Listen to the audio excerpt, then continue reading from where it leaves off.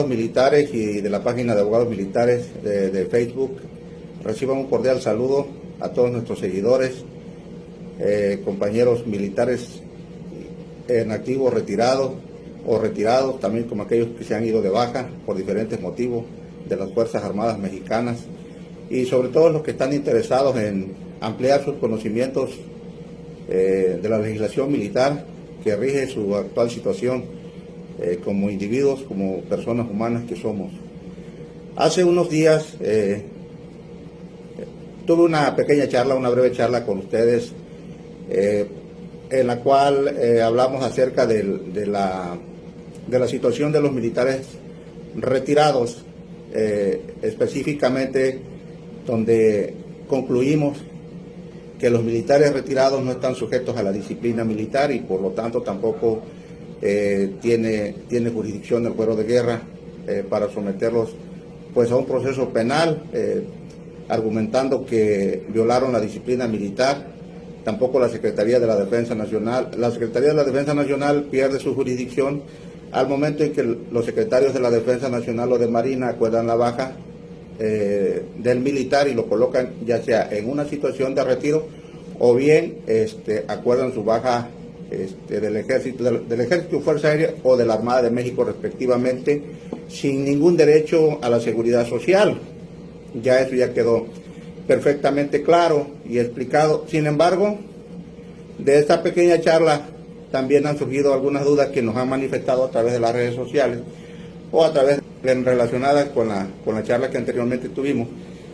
Fueron las relacionadas con el artículo 137 de la Ley Orgánica del Ejército y Fuerza Aérea Mexicanos, la cual habla de la situación de los militares en relación con el Ejército y la Fuerza Aérea. Asimismo, vamos a analizar el artículo 324 del Reglamento General de Deberes Militares, que habla de la situación de los militares retirados respecto de las leyes militares. Y vamos a analizar también el artículo 33 de la Ley de Disciplina del Ejército y Fuerza Aérea Mexicanos. Pero antes de entrar a este pequeño análisis, que no va a ser tan profundo por lo mismo de que no quiero quitarles mucho de su tiempo, vamos a analizar el contenido del artículo primero constitucional y del 133, que son vitales para que nosotros podamos entender nuestra situación relacionada con las Fuerzas Armadas, ¿no? Bien. El artículo primero constitucional establece que en los Estados Unidos mexicanos todas las personas gozarán de los derechos humanos reconocidos en la misma y en los tratados internacionales en la que el Estado mexicano sea parte, así como de las garantías para su protección, cuyo ejercicio no podrá restringirse ni suspenderse, salvo en los casos y bajo las condiciones que establece la propia norma constitucional. Y también el artículo 133, es muy importante que nosotros sepamos su contenido. El artículo 133 constitucional establece la supremacía constitucional tanto de la Constitución Política de los Estados Unidos Mexicanos y de los tratados internacionales por sobre la legislación secundaria y leyes y reglamentos pues locales. Este principio es muy importante porque las leyes que vamos a analizar hoy considero desde mi muy particular punto de vista que son violatorias del principio de subordinación jerárquica, toda vez que contravienen los derechos humanos de los militares al sujetarlos a tanto de los militares retirados específicamente, al sujetarlos tanto a las leyes militares como relacionarlos con el ejército cuando estos ya causaron baja del servicio activo, asimismo llegando al grado de imponerles correctivos disciplinarios como si estuvieran en servicio activo, ¿verdad? Ahorita vamos a ver cada uno de los artículos que antes les mencioné, ¿verdad?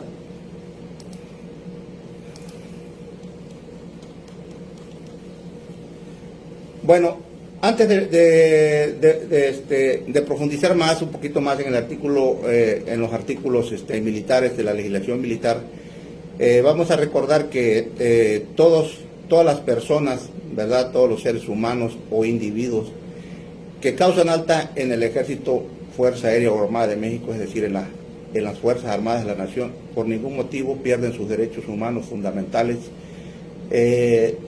previstos o garantizados en la Constitución Política de los Estados Unidos Mexicanos, ni los derechos humanos garantizados en los tratados internacionales, como pueden ser protectores de derechos humanos, como podría ser la Convención Americana sobre Derechos Humanos o algunos otros tratados del sistema americano de protección a los derechos humanos, inclusive del Sistema Universal de Derechos Humanos, ¿verdad? Recuerden que estos derechos están protegidos y que no se pueden perder, salvo, como dice el artículo primero, que las propias leyes determinen en qué causas se pierden, ¿verdad? Dentro de esos derechos es muy importante que veamos nosotros el derecho a la libertad previsto en el artículo 11 constitucional, ¿verdad?, que dice que toda persona tiene derecho para entrar en la República, salir de ella, viajar por su territorio y mudar de residencia sin necesidad de carta de seguridad, pasaporte, salvoconducto u otro requisito semejante. Esto es muy importante porque vamos a ver que uno de los artículos que vamos a ver hoy, pues restringe este derecho a la libertad de los militares retirados al establecerle una serie de condiciones para salir del extranjero, para abandonar el país o para mover su residencia de manera libre, ¿verdad?, de los militares retirados. Entonces vamos a ver eso. También vamos a ver otro derecho que se conculca a menudo a los militares retirados, es el derecho previsto en el artículo 6 constitucional, que es la manifestación de ideas, la cual el artículo que le mencioné nos garantiza que no serán objeto de ninguna inquisición judicial o administrativa, ¿verdad? Pues en ese caso solamente cuando va a ser así, de esa manera, cuando se ataque a la moral, a la vida privada, a los derechos de terceros, provoque algún delito o perturbe el orden público. Solamente en esos casos, ¿verdad?, se va a tener que restringir de alguna manera, ¿no?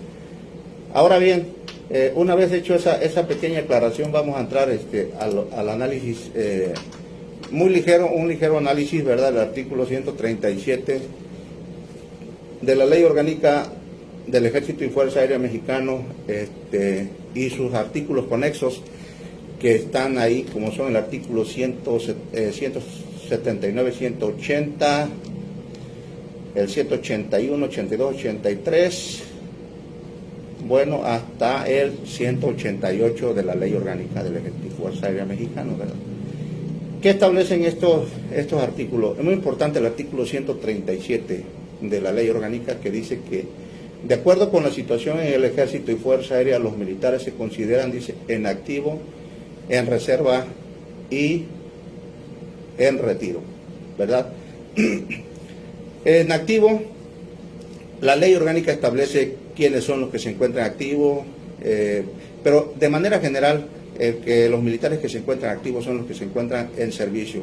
O sea, que su contrato de enganche o su contrato de prestación de servicios está vigente, no ha concluido, ¿verdad? No le han dado una orden de baja o no lo han colocado en situación de retiro. De manera muy general, y ahorita no hablamos del activo porque no interesa ahorita para nosotros el activo. El retiro, pues también ya lo vimos en la charla anterior, ya vimos cuál es la situación de retiro. Y ahora vamos a ver qué son las reservas, ¿no? Porque esto está causando demasiada confusión a los militares retirados, porque dicen, bueno, le quiero hacer la aclaración que normalmente cuando una persona se retira, y a excepción de que sea por límite de edad, o sea que ya no pueda continuar dentro del activo, la Secretaría de la Defensa Nacional o de Marina respectivamente los colocan en una situación de retiro o bien lo pueden colocar en una situación de retiro y colocado en una reserva, o bien puedes darlos de baja del servicio activo y los colocan en la reserva correspondiente. No dicen ni en la primera ni en la segunda reserva, porque ahorita vamos a ver que hay dos reservas, ¿sí? Entonces, pues los militares piensan que al colocarla, estas personas piensan, ¿verdad? Militares, ¿verdad? Retirados o ya dados de baja, ¿verdad? Piensan que ellos se encuentran en servicio activo porque le dicen, bueno, es que tienes una relación con el ejército, con la Fuerza Aérea, porque estás en una reserva, ¿sí? Pero en realidad las reservas del ejército no tienen absolutamente ninguna relación ni con el ejército ni con la Fuerza Aérea. Les voy a decir por qué, ¿sí? Aquí es muy importante que nosotros también hagamos un paréntesis. No va a ser motivo de estudio o de plática en este tema, es que el Ejército y la Fuerza Aérea Mexicana no tienen representación jurídica ni tienen ¿cómo se podría decir?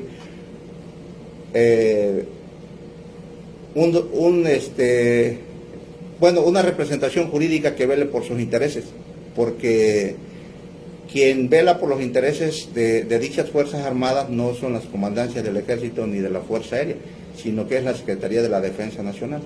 Además, el Ejército mexicano ni la Fuerza Aérea tienen un organigrama donde se pueda ver plenamente cuál es su estructura y así poder dirigirnos a ella con plena confianza de que nos estamos dirigiendo a una organización debidamente representada legalmente, ¿no? Entonces es la Secretaría de la Defensa Nacional a la que en su papel de cuartel general superior, es decir, de cabeza de las dos organizaciones, los representa, pero sabemos que la Defensa Nacional hace una doble función, porque la Defensa Nacional en principio es una dependencia de la Administración Pública Federal, o sea que es un órgano administrativo militar, pues, y ahí eso se presta mucha confusión, pero para no caer en más confusión ya no vamos a entrar a ese detalle, sino simplemente le quería hacer la aclaración de que el Ejército y la Fuerza Aérea Mexicana no tienen representación jurídica y por lo tanto no pueden reclamar algún derecho que se les haya conculcado, ¿verdad? Entonces, eso que quede perfectamente bien claro, porque es muy importante. Bueno, aquí el artículo 179 establece que las reservas del Ejército y Fuerza Aérea son la primera y la segunda reserva. Dice que la primera reserva se integra con los generales, jefes, oficiales y sargentos, como ya les dije, que son profesionales, que se separan del Ejército y que siguen físicamente aptos para servir en el servicio de las armas. La fracción 2 dice que con los cabos y soldados del servicio militar voluntario que cumplan con su tiempo de enganche en el activo, quienes permanecerán en esta reserva hasta los 36 años. Esto aquí caen en esta situación los soldados y cabos, ¿verdad? Que se van de baja a los 5 años, a los 10 años, a los 19 años o a los 19 años con 11 meses y 28 días por ahí, ¿verdad? Que no alcanzan a completar los 20, entonces los dan de baja del Ejército y de la Fuerza Aérea Mexicana y los colocan en una reserva, ¿verdad? Aquí en la primera reserva. Luego dice que la fracción tercera, las clases y oficiales procedentes del Servicio Militar Nacional, quienes permanecerán en esta reserva hasta los 33 y 36 años de edad respectivamente. Esto se refiere a los conscriptos, ¿verdad? Sí, relacionado con el Servicio Militar Nacional, ¿verdad? Y luego dicen los soldados de conscripción que hayan cumplido con el servicio militar obligatorio, quienes permanecerán en esta reserva hasta los 30 años de edad. O sea que los muchachos que van como decimos ahí, ya de manera coloquial, los que van a marchar, estos no nada más van a cumplir con servicio militar nacional, sino que aquí la ley establece que se colocan en una reserva, en la primera reserva hasta los 36 años de edad, ¿verdad? Y además dice todos los mexicanos que cumplan 19 años, quienes permanecerán en esta reserva hasta los 30 años de edad. Esto es decir que esta primera reserva también están incluidos personas que aunque no hayan ido ni al servicio militar nacional, ni que hayan sido militares, pero por el simple hecho de tener 19 años, estar entre los 19 y los 30 años de edad, ya están en la reserva.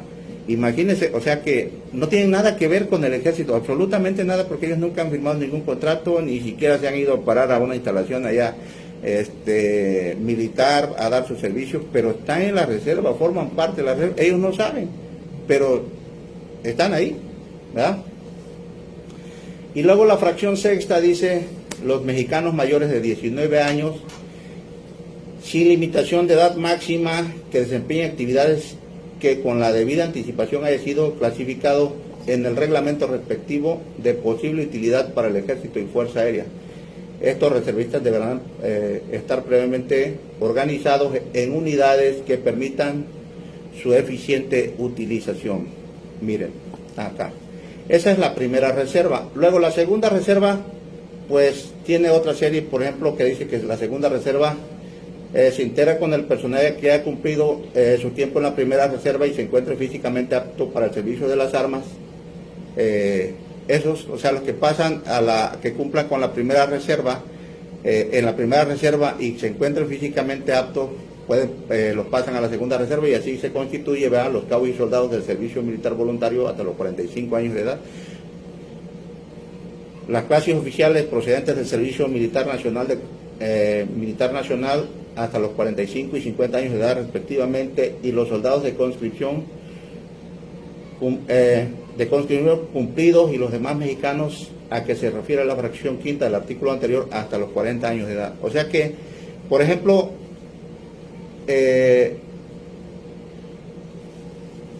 en sí, ¿qué podemos concluir en esto, verdad? Que hay ciudadanos civiles, bueno, que nunca han pertenecido al ejército ni a la Fuerza Aérea Mexicana, que por el hecho de tener 19 años de edad,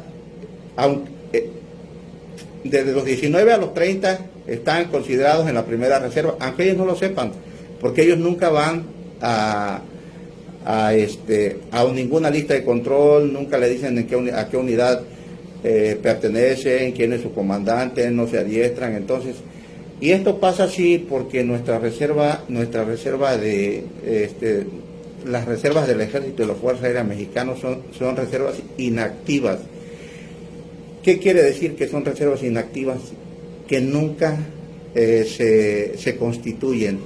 Más bien, hasta ahorita, que yo sepa, nunca se ha constituido ninguna reserva, ni la primera ni la segunda, porque hay que ver, a diferencia del ejército de los Estados Unidos, bueno, de las Fuerzas Armadas de los Estados Unidos, donde ellos tienen una reserva federal, esta reserva es una reserva activa, la reserva del ejército de los Estados Unidos, que se llama Reserva Federal. Es una fuerza armada, ¿verdad?, parte del Army, del Air Force, Navy, el Marine Corps, tiene también del National Guard de cada uno de los estados. Ellos también tienen un cuerpo que se llama Reserva Federal. Esa Reserva Federal es una reserva activa, es decir, ellos tienen una estructura orgánica, tienen los mandos, tienen el armamento y el equipo necesario para operar en cualquier parte del mundo, porque ellos tienen un escenario de guerra muy abierto, ¿verdad? Entonces, las unidades de la reserva normalmente participan en las operaciones militares en caso de guerra o en caso de alguna otra necesidad de seguridad nacional, ¿no?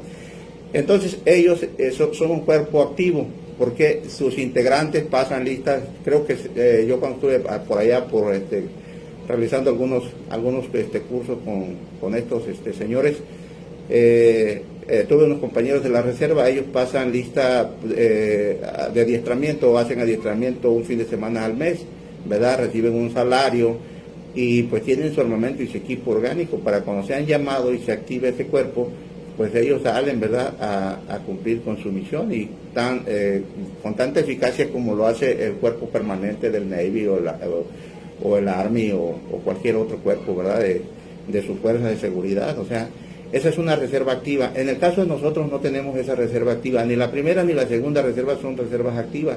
Es más, de hecho, yo les podría asegurar que la Secretaría de la Defensa Nacional ni siquiera sabe quiénes son los reservistas, sí, porque yo que lo sepa, durante todo el tiempo que estuve en el ejército, que fue del año 1987, a partir de esos años nunca he sabido que alguna reserva haya hecho haya pasado lista y que se haya adiestrado. Ahora más aún, por ejemplo, el artículo 184 nos deja bien claro que esa reserva, las reservas tanto del ejército como de la Fuerza Aérea, que hablan las leyes que ya vimos, tanto la primera como la segunda, ¿verdad? Esas se tienen que movilizar, es decir, como son cuerpos desmovilizados, es decir, no están activos, sino que son inactivos, para que ellos se puedan activar y puedan formar parte de la fuerza operativa del ejército o de la Fuerza Aérea. En este caso nada más estamos hablando de estas dos, estamos dejando fuera a la Armada de México. Ellos tienen que movilizarse. Miren, el artículo 184 nos dice claramente: en caso de movilización, los reservistas serán considerados como pertenecientes al activo del Ejército y Fuerza Aérea, desde la fecha en que se publique la orden respectiva, a partir de la cual quedarán sujetos en todo a las leyes y reglamentos militares hasta decretarse la desmovilización. Es decir, que en caso de alguna guerra, por ejemplo, una hipótesis, que México vaya a tener una guerra, un conflicto armado con X, o que vaya a participar en alguna operación, en alguna coalición internacional con otras fuerzas, y que el gobierno de la República considere que es necesario incrementar los efectivos de las Fuerzas Armadas, él realizará una movilización, es decir, activará, llamará y organizará, concentrará, equipará y todo lo demás, o sea, lo hará después de esa movilización, ¿verdad? Y una vez terminada el motivo de la movilización, pues ya llega una fase en que se tiene que desmovilizar, es decir, volver a colocar en la situación que estaban las fuerzas, esas personas, y normalizar la vida del país. Pero eso creo que no ha sucedido en los últimos 100 años. Verdaderamente yo no tengo conocimiento que alguna reserva se haya movilizado. Y aquí es muy importante que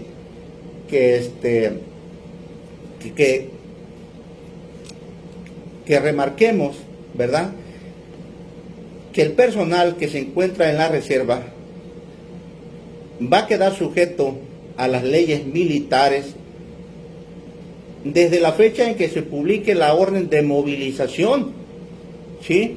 Es decir, que durante este tiempo, si no ha habido ninguna orden de movilización, no importa que usted esté en la reserva, usted no pertenece ni tiene ninguna relación con el ejército, ¿sí? Porque lo está diciendo claramente, ¿verdad? Entonces, pues creo que no. Con esto, por otra parte, bueno, aquí también hay que aclarar que el hecho de que esté en la reserva no lo hace usted a un militar, por decir, porque ya vimos que hay personas que por el simple hecho de cumplir 19 años y hasta los 40 inclusive están primeramente hasta los 30 en la primera reserva y luego de ahí pasan a la segunda reserva supuestamente, porque yo les aseguro que la Defensa Nacional no creo que tenga, yo les podría asegurar que no creo que tenga los nombres, direcciones actualizadas, las condiciones físicas de salud de todas estas personas que tienen 19 años hasta los 40. Eso lo puedo garantizar, Entonces, el solo hecho de pertenecer a la reserva no los hace militares, porque ya vimos que también hay civiles, ¿verdad? Así es. Entonces esas personas civiles que nunca han pertenecido ni al servicio militar voluntario ni al servicio militar nacional, lógicamente que no guardan ninguna relación con el ejército y la Fuerza Aérea Mexicanos. Entonces no podemos concluir que los reservistas, de que habla el artículo 137 de la Ley Orgánica Militar, tengan alguna relación por el simple hecho de pertenecer a la primera o segunda reserva. Claro que no, ¿verdad? Ya vimos que ellos están desmovilizados, ¿sí? Bueno, más bien no desmovilizados, sino que están de baja o de retiro y los otros pues son civiles, ¿verdad? Así es, porque la desmovilización ya viene después de un periodo de guerra, pero en este caso pues México es un país de mucha paz, nosotros no nos gusta la guerra, ¿verdad? Muy bien, qué bueno. Ahora bien, el artículo 324 del Reglamento General de Deberes Militares establece, ¿verdad?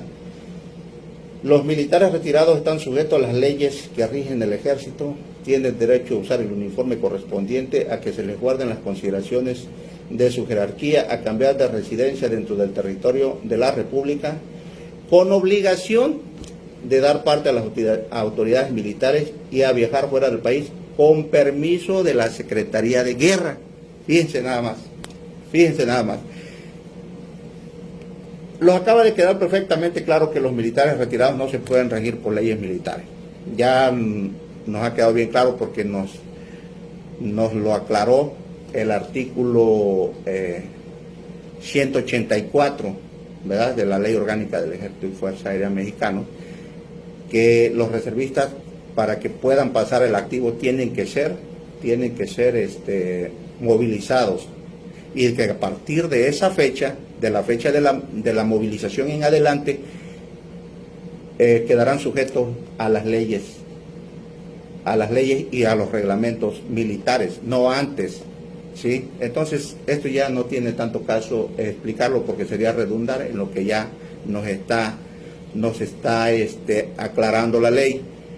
El derecho a usar el uniforme, pues eso sí, pues tienen derecho, y pues claro que con la responsabilidad debida y la ocasión, yo diría que la ocasión oportuna, pues lo utilizarán de manera digna, pero más que nada por tradición o por costumbre, más que por cuestión disciplinaria, ¿no?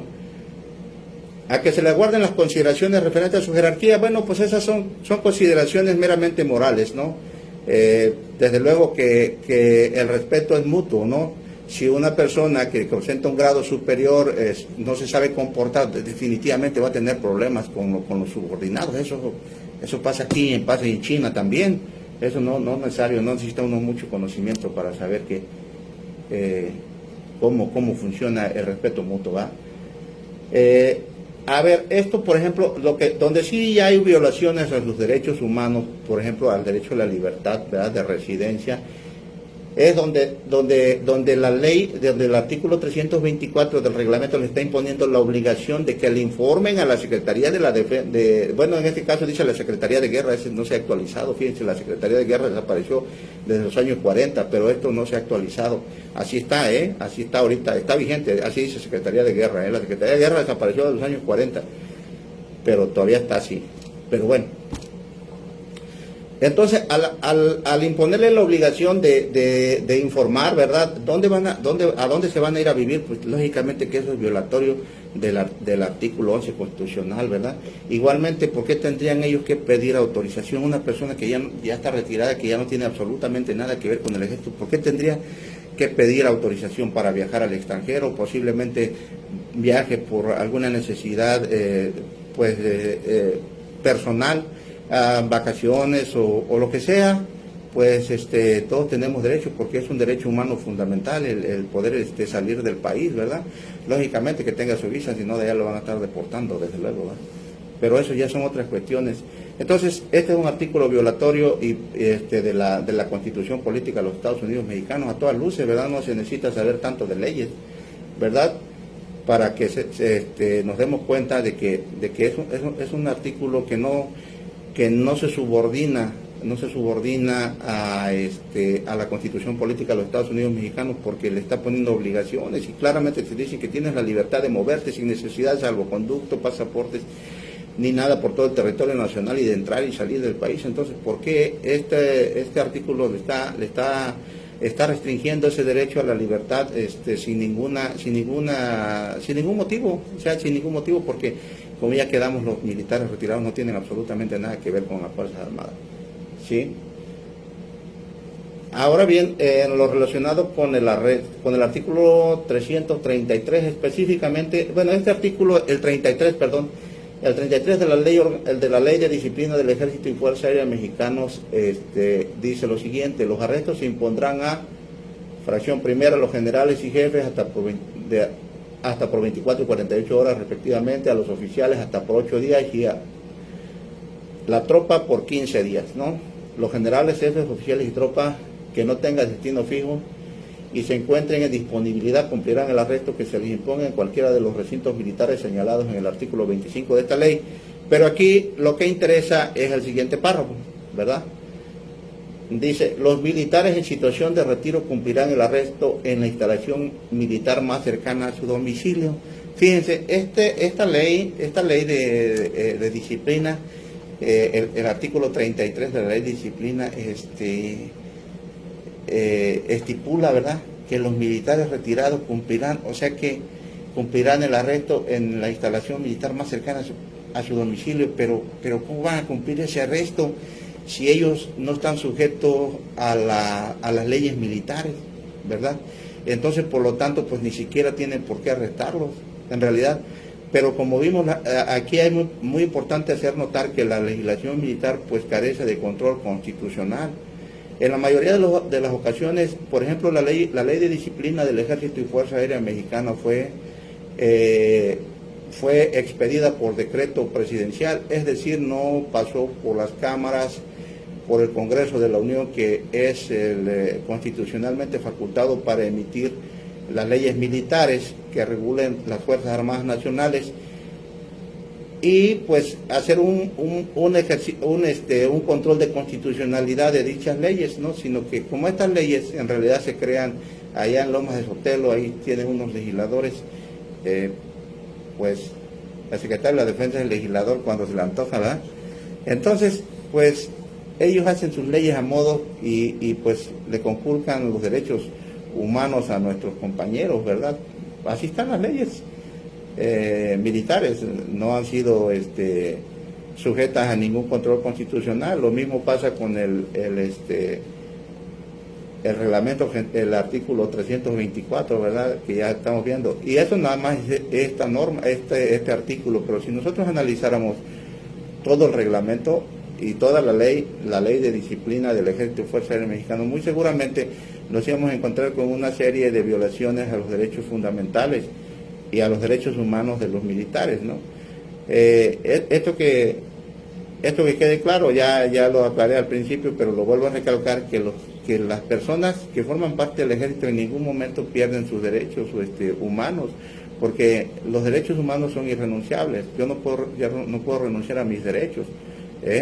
El hecho de que yo me encuentre en una situación en el servicio activo no quiere decir que ya pierda mi calidad de persona humana o que pierda mi dignidad. Desde luego que no. Y esto es muy necesario que se ponga al escrutinio público. ¿Por qué? Porque ya no es necesario la disciplina ciega como era antes para tener unas fuerzas armadas eficientes. Ya estamos en el año 2022.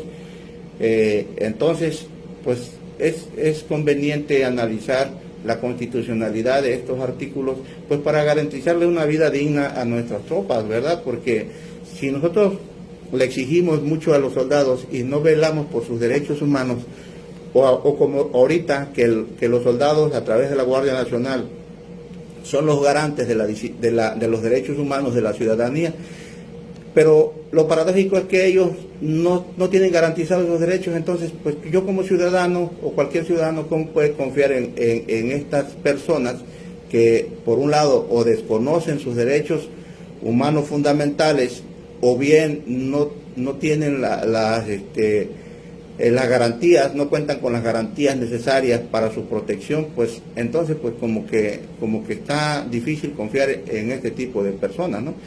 Entonces, pues es todo por hoy. Como les vuelvo a repetir aquí, la intención no es cambiar sus opiniones, sino al contrario, expresar un criterio jurídico que a todas propio de el equipo de abogados militares, que pues la mayoría somos egresados de los planteles militares de formación del sistema educativo de las Fuerzas Armadas Nacionales. Entonces hemos vivido toda esta problemática y pues consideramos que es necesario ponerla a consideración de todas las personas que que quieran profundizar más en estos temas. Pues le agradecemos mucho su tiempo y esperemos que esta información sea de provecho para quienes así lo consideren. Saludos.